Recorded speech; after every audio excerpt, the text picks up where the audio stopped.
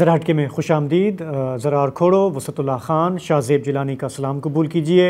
रमज़ान का महीना आ चुका है, कहने को बरकतों का महीना है, लेकिन हम हर साल देखते हैं कि यहाँ अशिया खुर्दनोश इतनी महंगी हो जाती हैं कि सबकी चीखें निकलती हैं।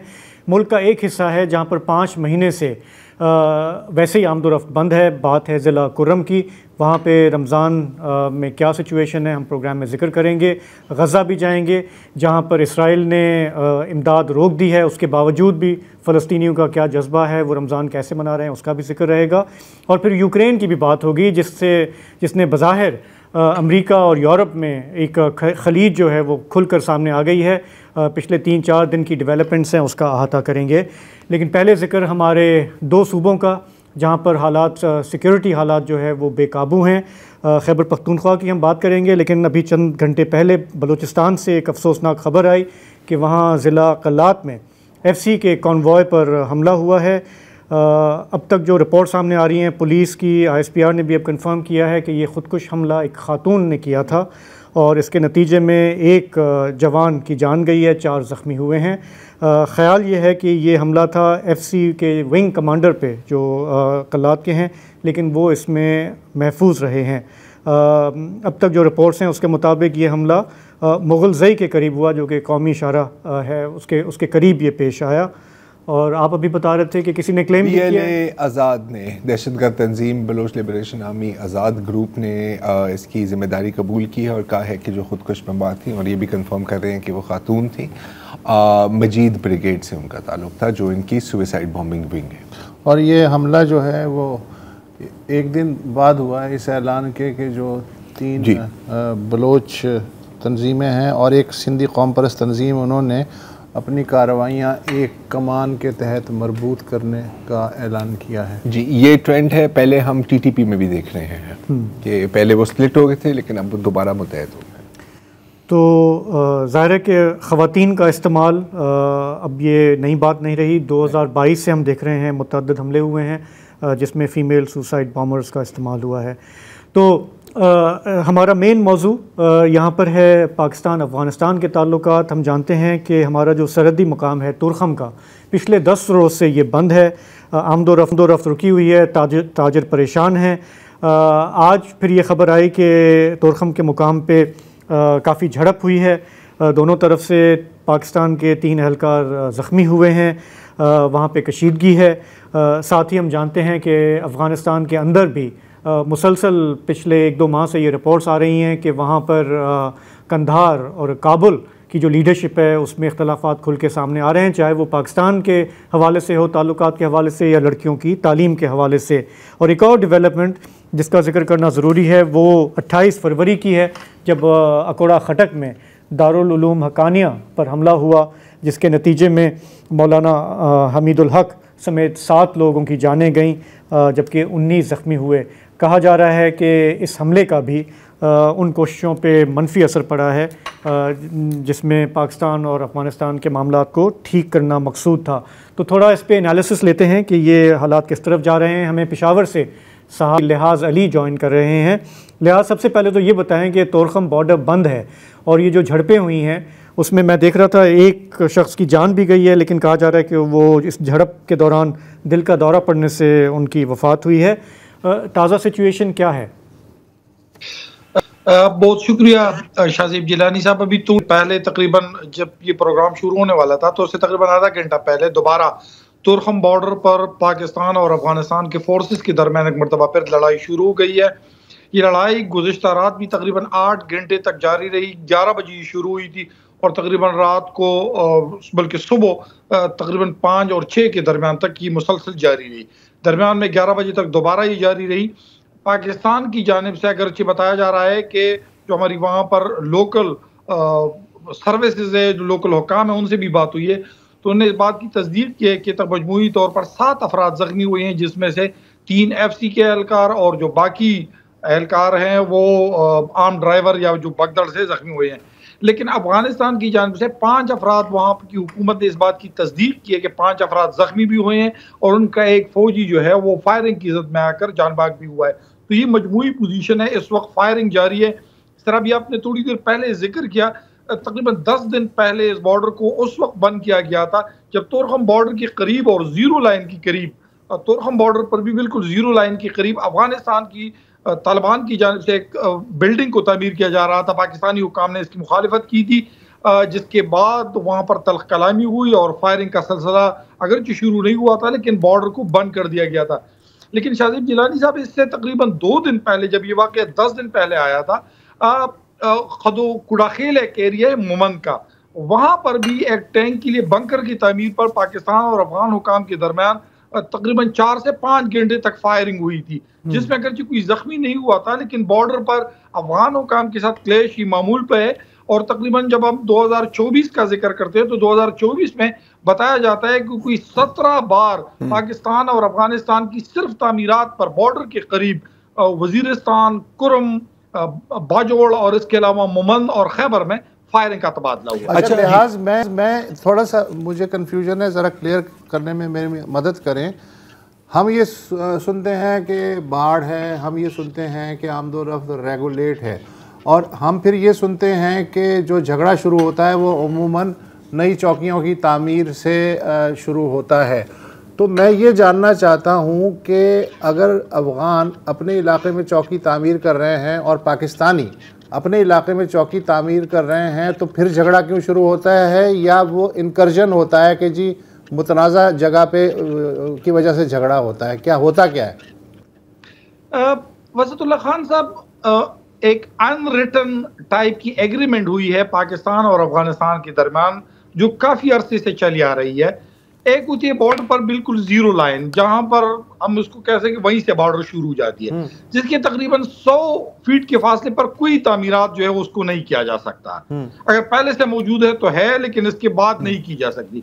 लेकिन बदकिस्मती से जितनी भी लड़ाइयाँ हुई है वो जीरो लाइन के करीब वाली जगह पे होती है। और जिस तरह आपने जिक्र किया, अगर हम देख सकते हैं तो चंद ऐसे पॉइंट्स है जहाँ से रेगुलरली, फॉर एग्जांपल तोरखम है, यहाँ पर खैबर पख्तूनख्वा में गुलाम खान है, अंगूरड़ा है, इसके अलावा खरलाची है, जहाँ पर आमद और रफ्त होती है। बाकी ऐसी कोई पॉइंट नहीं है, लेकिन जो पॉइंट्स हैं वहाँ पर आपने जहाँ बाढ़ का जिक्र किया तो तकरीबन 35 से 40 किलोमीटर के फासले पर बाढ़ के करीब पाकिस्तानियों ने एक बाकायदा तौर पर चेक पोस्ट तामीर किया हुआ होता है और ये मुसलसल पूरी बॉर्डर पर मौजूद है।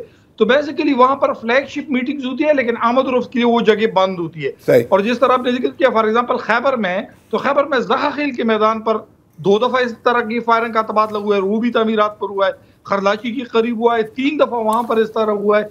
वहां पर आमद रफ्त नहीं हो रही है, लेकिन बॉर्डर के करीब वो तामीर करना चाहते हैं, जिसकी वजह से ये फायरिंग का तबदला शुरू हुआ। ये गनी के दौर में भी और कारज़ाई के दौर में भी ये अनरिटन एग्रीमेंट मुस्तकिल थी। अच्छा, लिहाज अब ये एक मामूल है, बन चुका है, राइट। बॉर्डर बंद होगा, बॉर्डर पर झड़पें होंगी। अभी आप गिना रहे थे कि पिछले साल कितनी झड़पें हुई हैं। फसाद की जड़ जहाँ तक पाकिस्तान का ताल्लुक है तो वो है अफगान तालिबान की सपोर्ट TTP के लिए, राइट। एक स्टेटेड ऑब्जेक्टिव है। अच्छा, हर किस्म की कोशिश की गई है जहाँ तक मुझे लग रहा है। मुज़ाकरात करने की कोशिश की गई, वो नाकाम रहे काबुल के साथ। अफगान रेफ्यूजीज़ को एक लीवर की तरह इस्तेमाल करके कहा कि जी चलें आप इनको वापस ले लें ताकि प्रेशर बने, वो भी नाकाम रही। फिर लोग कहते हैं कि यार चलें, ये सिर्फ जबर की ज़बान सुनते हैं, तो जबर भी इस्तेमाल किया गया, एयर स्ट्राइक्स भी हुई हैं, ये जो फायरिंग हो रही है, and so on and so fourth. कोई भी पॉलिसी कामयाब नहीं रही अफगान तालिबान का एटीट्यूड चेंज करने के लिए। अच्छा, अब अफगान तालिबान में अंदर क्या हो रहा है उस पर भी मैं एक सवाल पूछूंगा, लेकिन आपसे ये सवाल है मेरा कि पाकिस्तान के पास वाकई फॉरवर्ड लुकिंग क्या पॉलिसी ऑप्शंस बची हैं? क्या जो 10-20 जो अफगान अपोजिशन के लोग हैं उनके साथ ताल्लुकात बेहतर करने चाहिए? क्या कोशिश करनी चाहिए कि इस खित्ते में एक एंटी तालिबान कोalition बने, जैसे तजिकिस्तान के साथ भी ताल्लुकात बेहतर करने की कोशिश की जा रही है और वो काफ़ी अफगान तालिबान है? मैं वाकई मुझे समझ नहीं आ रही कि यहाँ से बंदा जाए कहाँ, कैसे समझाए अफगान तालिबान को? ज़रार साहब, आपने जो जिक्र किया जिन नुकात का, जब आप यूँ रेगुलर नुकात होते हैं, जब आप एक डिप्लोमेट से बात कर रहे होते हैं, जब आप एक रियासतदान जिसको हम स्टेट्समैन कहते हैं उससे बात कर रहे होते हैं। फॉर एग्जांपल अशरफ गनी है, इससे पहले हामिद करज़ई साहब की जो हुकूमत थी, उनमें बाकायदा तौर पर डिप्लोमेटिक लैंग्वेज को जानते थे कि किस तरीके से रियासत की सतह पर बात करती है। इस वक्त जो अफगानिस्तान में हुकूमत है वो डिप्लोमेट्स की नहीं है, वो स्टेट्समैन की भी नहीं है, वो बेसिकली वॉरियर्स की है। और आपने जो जिक्र किया उस हवाले से, आपको उनके हवाले से उनको खुसूसी दीगर तरीकों से एंगेज करना होता है।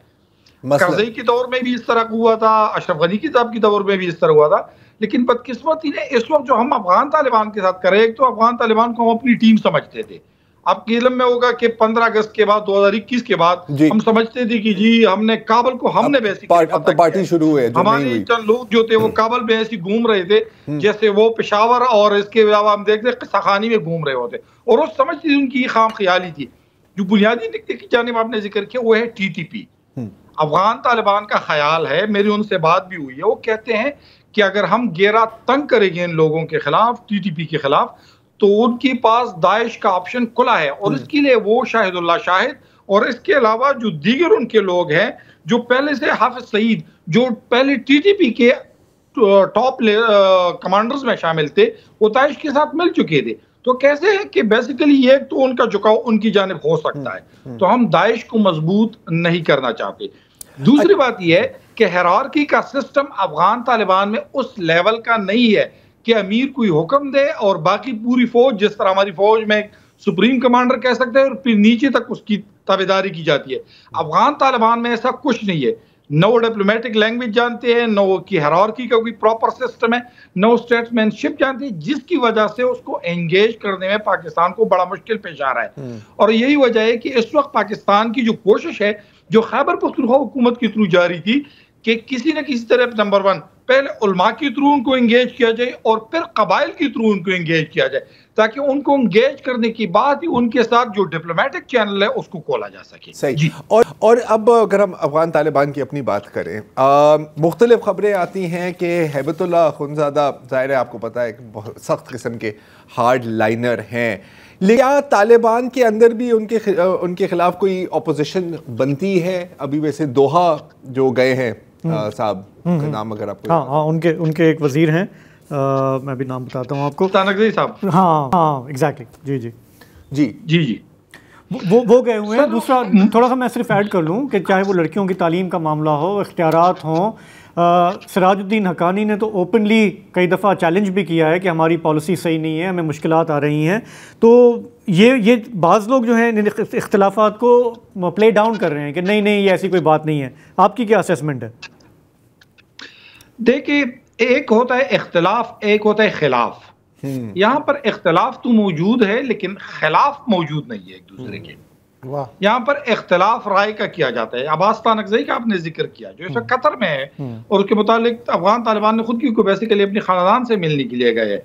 कुछ अर्से पहले ये बताया जा रहा था कि जो सिराजुद्दीन हक्कानी है वो भी चले गए, तो वो भी वापस आए हैं। इख्तिलाफात हैं, जो हक्कानी ग्रुप है या जिसको हम कह सकते हैं जो वस्ती अफगानिस्तान या जो मशरक़ी अफगानिस्तान से ताल्लुक़ रखते हैं, और एक जो कंदाहारी ग्रुप है, उन दोनों के दरमियान राय का इख्तिलाफ है।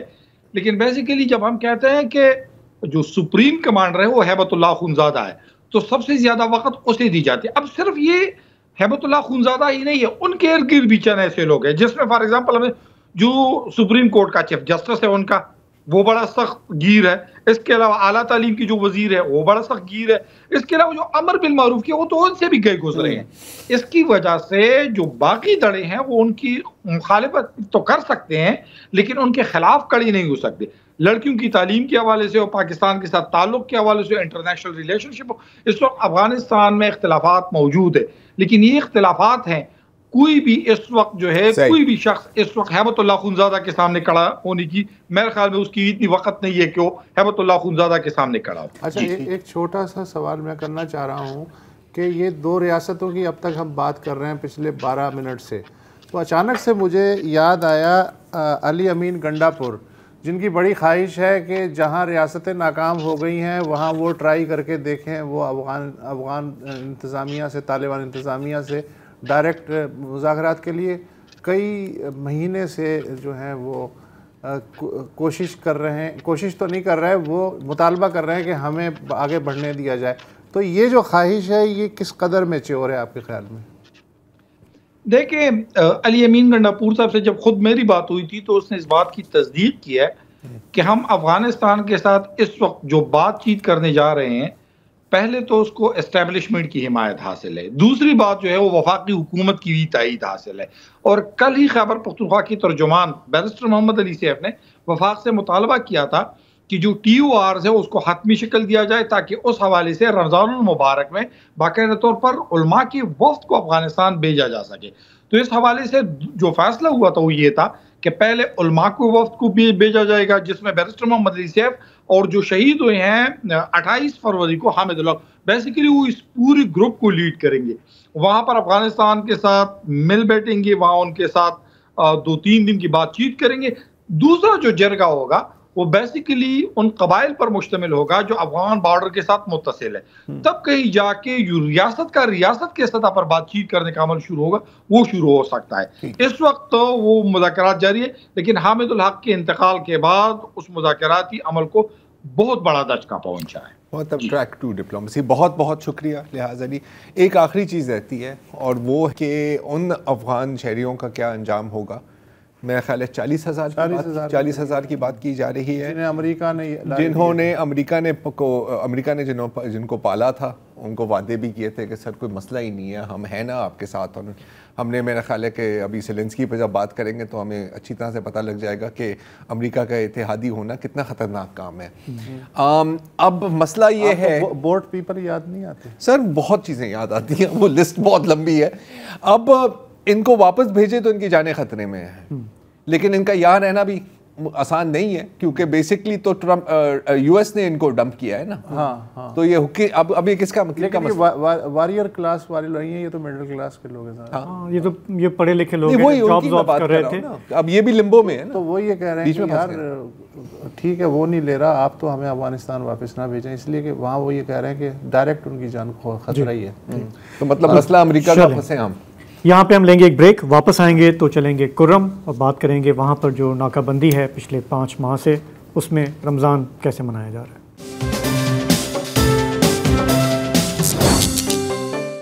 Welcome back. ज़रा देर बाद ज़रार खोड़ो आपको बताएंगे कि गज़ा में रमज़ान और रोज़ा जो है वो कैसे जारी है। लेकिन उससे पहले पाकिस्तान का एक ज़िला कुर्रम, बाकी जो पाकिस्तान के अज़ला हैं उनमें लोग इफ्तार कर रहे हैं, सहरी भी कर रहे हैं, नमाज़ें भी पढ़ रहे हैं, तरावी पे भी जा रहे हैं और एक दूसरे से मिल भी रहे हैं। लेकिन पाकिस्तान का गालिबन इस वक्त ये वाहिद ज़िला है जहाँ लोग इफ्तार और सहर की बजाय धरने पे बैठे हुए हैं। जो पारा चनार ज़िला कुर्रम का सदर मकाम है, वहाँ प्रेस क्लब के सामने पिछले 48 घंटे से मुतालबात उनके वही हैं जो किसी भी इंसान के हो सकते हैं कि ये जो 15 से 20 किलोमीटर का रास्ता है पारा चनार तक आने का, ये जो 5 माह से बंद है, अब रमज़ान है, कुछ ना कुछ करके हम तक कम से कम अशियाए खुर्दो नोशी पहुँचा दो ताकि हम फजीलत के साथ ये पूरा महीना गुजार सकें। पूरे पाकिस्तान में वफाकी हुकूमत और सूबाई हुकूमतों ने और इदारों ने यकीन दिलाया है कि कम से कम इफ्तार और सहर के वक्त ना लोड शेडिंग होगी, गैस भी नहीं जाएगी और पानी भी मिलेगा। लेकिन कुर्रम ज़िला के लोगों से ये वादा भी नहीं किया गया है। वफ़ा हो ना हो, लेकिन वादा तक करने की पोजीशन में नहीं है हमारी रियासत।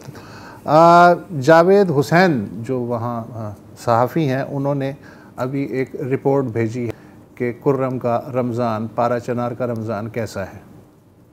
आज दूसरा रोज़ा है, लेकिन गुज़िश्ता 5 महीनों से रोडों की बंदिश की वजह से लोगों को शदीद मुश्किलात का सामना है। मैं आया हूँ पारा चनार, ये अफ्तारी और सहरी के लिए, सामान के लिए, लेकिन बदकिस्मती सी पारा चनार में बिल्कुल ना सहरी की कुछ सामान मिलते हैं और ना ही जो अफ्तारी है उसकी सामान मिलते हैं। ना सब्जी है, फ्रूट तो दूर की बात है, किसी किस्म की सब मिलते, माँ सिवाय हरी मिर्च का।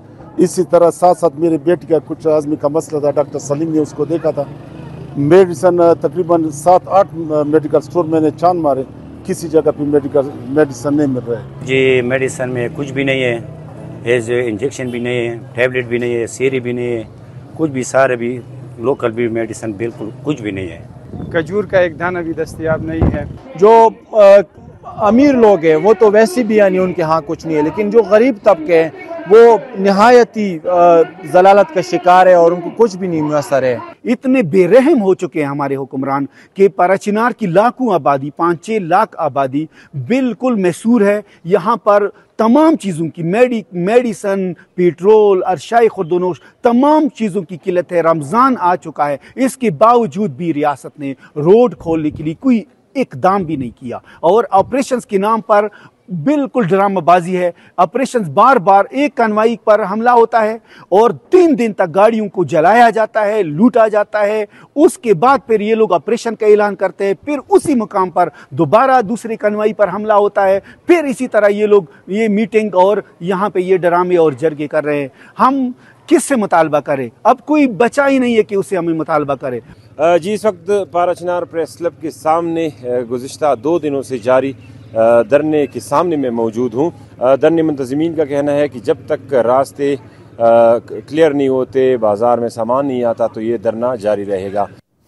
अच्छा, ये तो एक बात हो गई ना कि रास्ते बंद हैं, अशिया खुर्दोनोश नहीं हैं और लोग तकलीफ़ का शिकार है। मैं आपको प्रैक्टिकल मिसालें 2-4 देता हूँ कि हालात का फिर आपको अंदाज़ा हो सकेगा। मसलन कराची में इस वक्त जो भिंडी है और मटर, उसका जो औसत रेट है वो है 130 रुपए किलो। पाराचनार में ये है 850 रुपए किलो। टमाटर कराची की मार्केट में आपको 25 से 30 रुपए किलो के दरमियान मिल जाएगा। यही टमाटर पाराचनार में 500 रुपए किलो में भी शायद दस्तयाब नहीं है। प्याज कराची में इस वक्त 100 रुपए किलो तक मिल रहा है, पाराचनार में 250 रुपए किलो है अगर मिल जाए। लहसुन कराची में 700 से 800 रुपए किलो के दरमियान है और यही लहसुन पाराचनार में 1600 रुपए किलो में अगर मिल जाए तो बहुत बड़ी बात है। आलू कराची में 80 से 100 रुपए किलो दस्तयाब है, पाराचनार में 1 किलो आलू कम से कम 170 रुपए का आ रहा है। माल्टा या किन्नू कराची में इस वक्त भी 300 से 400 रुपए दर्जन है, जबकि पाराचनार में अगर कोई ठेले वाला है जिसके पास मौजूद है तो वो 800 ता 1000 रुपए दर्जन बेचने पे मजबूर है। इसी तरह अमरूद कराची में आप इस वक्त 300 रुपए किलो में ख़रीद सकते हैं और पाराचनार में अगर अमरूद है तो 600 रुपए किलो से कम नहीं है। पेट्रोल कराची और बाकी पाकिस्तान में अगर पेट्रोल है तो 256-257 रुपए लीटर इस वक्त रेट चल रहा है। पाराचनार में ब्लैक मार्केट से अगर पेट्रोल मिल जाए तो 1000 रुपए लीटर में मिलेगा। इसी तरह डीज़ल बाकी पाकिस्तान में 259-60 रुपए लीटर मिल रहा है, लेकिन पाराचनार में अगर ये मिल जाए किसी को तो वो 1200 रुपए लीटर से कम नहीं होगा। और ये पाकिस्तान के एक ज़िले की बात कर रहा हूँ। एक ज़िले की बात कर रहे हैं। क्या ये वाकई पाकिस्तान का ज़िला है भी सही? मेरे ख्याल पिछले हफ्ते या शायद उससे पहले हुमायूं साहब की कॉल आई थी हमें जी पाराचनार से, और मैं मतलब बयान नहीं कर सकता, जिसने सुनी है वो उन्होंने सुनी है, और उसने आखिरकार यही कहा, उसने कहा कि यार देखो, अगर हमारे लिए कुछ नहीं कर सकते तो एक ही दफ़ा हमारे ऊपर एटम बम फाड़ दें। और मेरा ख्याल है कि एक एटमी कुव्वत होने के नाते से हाँ ये उनका हक है, ये उनका हक है। हाँ, ये हाइट ऑफ डेस्परेशन है, हाइट ऑफ डेस्परेशन लगा लें आप मतलब। और अब हम गज़ा की बात करेंगे। और अब हम गज़ा की बात करेंगे। वक्फा ले लीजिए।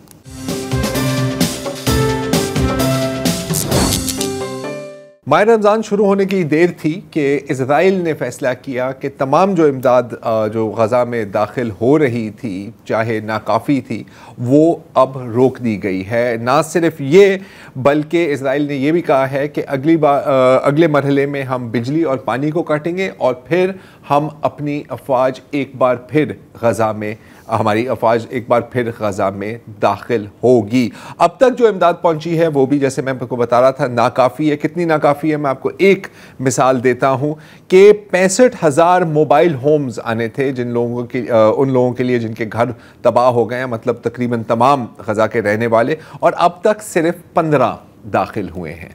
जाहिर है कि नेतन्याहू ने जब बयान दिया कि हम ये इमदाद को बंद कर रहे हैं, तो उन्होंने कहा कि अमेरिका की पूरी हिमायत हमें हासिल है, और हस्बे मामूल यूरोपीय यूनियन ने और मुम्मतुल मुस्लिमीन ने सख्त बल्कि शदीद मजम्मत की है और फिर एक बार घर चले गए और फिर घर चले गए।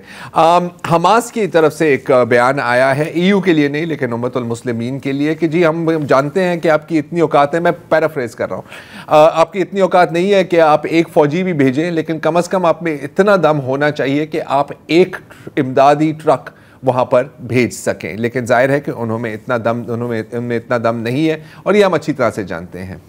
जहाँ तक गज़ा की बात है तो एक मैं तस्वीर देख रहा था अभी, किसी घर के तबाह किए हुए घर की दीवार के ऊपर ये लिखा हुआ है और इसका मैं तर्जुमा करूँ, इसमें लिखा हुआ है कि अपने आंसू पोंछो और आगे बढ़ो। और मुझे लगता है, और ख़ास तौर पर जिस तरह माह रमज़ान का आगाज़ हुआ है गज़ा में, कि ये अल्फाज सिर्फ दीवारों पर नहीं लिखे हुए बल्कि फ़लस्तीनियों के दिलों पर लिखे हुए हैं। इसके साथ साथ मुझे तो यहाँ बैठ के शर्म आ रही है यार, आनी चाहिए, मेरा क्या करें, आनी चाहिए, शर्म से डूब मरे। ज़ाहिर है तरावी बहुत बड़ा हिस्सा होता है माह रमज़ान का, तो 2 साल बाद जो उमरी मस्जिद है गज़ा शहर में, जिसको तबाह किया गया था इज़राइली फ़ौज की जानिब से, वहाँ पर 2 साल बाद तरावियाँ हुई, यहाँ पर आप देख रहे हैं। अच्छा, अब जो अभी आपने मनाजिर देखे, लोग इफ्तारी कर रहे हैं, so on and so forth, ये वो खुशकिस्मत हैं जिनके पास कुछ है खाने पीने के लिए। जिनके पास कुछ नहीं है तो एक कुवैती तंजीम ने एक इनिशिएटिव किया, एक बहुत बड़ी इज्तमाई इफ्तारी का। ये आप देख रहे हैं कि पूरी लाइन लगी हुई है वहाँ पर, जी वायरल हुई है। ये है रफ़ा, जहाँ पर आज भी इजरायली हमले जारी हैं।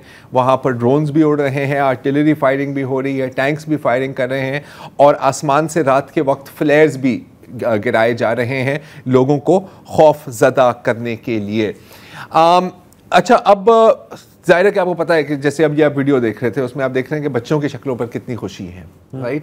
लेकिन उनको ज़ाहिर है कि माह रमज़ान में माजी में मिठाइयाँ भी मिलती थी, पिज़्ज़ा भी मिलते थे। तो इस कमी को पूरी करने के लिए एक वहाँ के बहुत मशहूर शेफ़ हैं मोहम्मद अली उमरैन, तकरीबन 35 साल की उम्र है ये। तो इन्होंने एक मोबाइल फूड कार्ट बनाया हुआ है और वहाँ मुफ्त ये गज़ा के एक छोटे से इलाके में पेस्ट्रीज, स्वीट्स और पिज़्ज़ा बच्चों के लिए वहाँ पर तैयार करते हैं और उनमें बांटते हैं। तो इस तरह की कोशिशें की जा रही हैं। जाहिर है वो नाकाफ़ी हैं, लेकिन ये झुकने वाली कौम नहीं है। जहाँ तक वेस्ट बैंक की बात है तो ज़्यादातर लोगों की इफ्तारी इजरायली चेक पॉइंट्स पर गुजरी। यहाँ पर आप देख सकते हैं एक लंबी कतार है लाइनों की, क्योंकि उनको भी पता है कि इन्होंने इफ्तारी करनी है और इजराइल की कोशिश होती है कि जितनी तकलीफ़ दे सकें वो फ़लस्तीनियों को दें। तो यहाँ वेस्ट बैंक में रमज़ान इफ्तारी गुजर रही है इजरायली चेक पोस्ट पर। अब इनके सामने आप जो भी रुकावटें खड़ी करें वो उनके साथ भी एक तरह से खेलने लग जाते हैं फ़लस्तीनियों का, मैंने देखा है। और लिटरली ये मैं कह रहा हूँ कि हेब्रोन के नज़दीक एक शहर है, वहाँ पर एक इजरायली ये फेंस लगा हुआ है, बैरियर लगा हुआ है, तो उसको इन्होंने वॉलीबॉल कोर्ट बना दिया कि चलें अब बैरियर तो आपने लगाया हुआ है, हम इस बैरियर को नेट बना देते हैं। बिल्कुल जो भी चीज़ हाथ में आ जाती है उसको इस्तेमाल कर लेते हैं। जैसे अगर हम एक बार फिर गज़ा जाएँ तो वहाँ पर ये एक जवान फ़लस्तीनी शख्स है, अगर इसकी तस्वीर दिखाएं तो ये, अच्छा वहाँ पर एक रिवाज है, यहाँ पर इतना नहीं है, रमज़ान की बत्तियाँ बनती हैं खसूसी, कॉल्ड रमज़ान लाइट्स। तो जो इमदादी जो बक्से होते हैं ना कार्डबोर्ड के, उनको रीपर्पस करके इसने अपनी रमज़ान की लाइट बना दी यहाँ पर।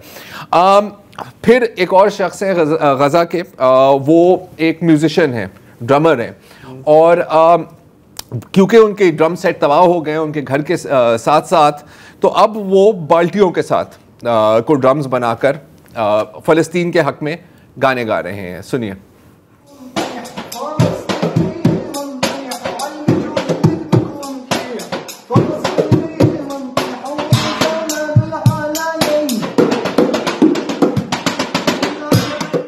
और गाने की बात की तो अगर मैं आपको कहूँ कि जो ड्रोन्स 24 घंटे गर्दिश कर रहे होते हैं ना, बड़ी खौफनाक आवाज़ होती है, उनका मकसद भी होता है कि लोगों को खौफज़दा करें। अगर मैं आपको ये बताऊँ कि एक म्यूज़िक टीचर ने फ़लस्तीन में उस ड्रोन की घिनौनी आवाज़ को लेकर लोगों अपने स्टूडेंट्स को राग सिखाने की कोशिश की, तो ये अगर आप देखें क्लिप है हमारे पास, या ये देखें।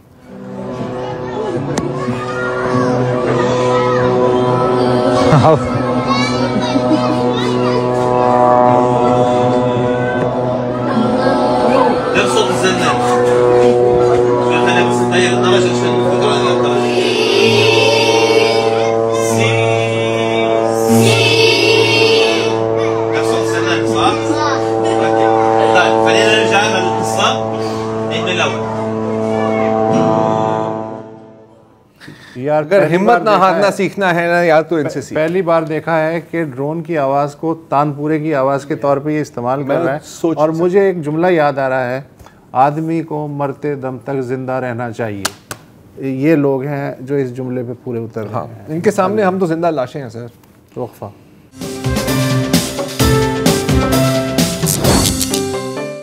यूक्रेन के सदर ज़ेलेंस्की पिछले 3 साल से उनका मुल्क जंग की हालत में है और पिछले 3 दिन जो हैं बड़े हंगामा खेज़ रहे उनके लिए। वो वर्ल्ड कैपिटल्स में गए हिमायत लेने के लिए। वाइट हाउस में जो कुछ उनके साथ हुआ वो पूरी दुनिया ने देखा। लोग हक्का बक्का रह गए। ऐसे लोग जो 40-40 साल से कवर कर रहे हैं उन्होंने भी कहा कि हमने ऐसे मनाजर, ऐसी सरजनिश नहीं देखी। एक दुनिया बदल गई है सर, एक विजिटिंग हेड ऑफ स्टेट की। लेकिन उसके बाद फिर हमने देखा कि वो पहुँचे यूरोप में वो बरतानिया में थे। लंदन में उनकी बड़ी आवभगत हुई, बहुत गर्मजोशी हुई। बरतानवी वज़ीर आज़म उनसे मिले 10 डाउनिंग स्ट्रीट पे। उसके बाद उनकी एक ख़ास मुलाकात हुई वहाँ के बादशाह चार्ल्स से और दीगर यूरोपीय लीडर्स भी वहाँ पे जमा हुए और बहुत ही सपोर्ट के बयानात सामने आए। बरतानवी वज़ीर आज़म ने कहा कि हम यूक्रेन के दिफा के लिए अब एक कोएलिशन ऑफ द विलिंग बनाने जा रहे हैं जिसमें यूरोप जो है वो उनके साथ खड़ा होगा। उन्होंने ऐलान किया कि $2 बिलियन की सपोर्ट देगा ब्रिटेन यूक्रेन को, जिससे वो 5000 एयर डिफेंस मिसाइल्स लेगा। इसके अलावा भी पहले कोई $2 बिलियन यूके दे चुका है। लेकिन उनका जो ये कोएलिशन ऑफ विलिंग है इसमें ये अभी वाज़ेह नहीं कि बाकी यूरोपीय मुल्क जो है क्या देंगे, कुछ देंगे भी या नहीं देंगे। मैं आपको बता सकता हूँ यूके मैं थोड़ा सा बता दूँ फिर आप बता दें।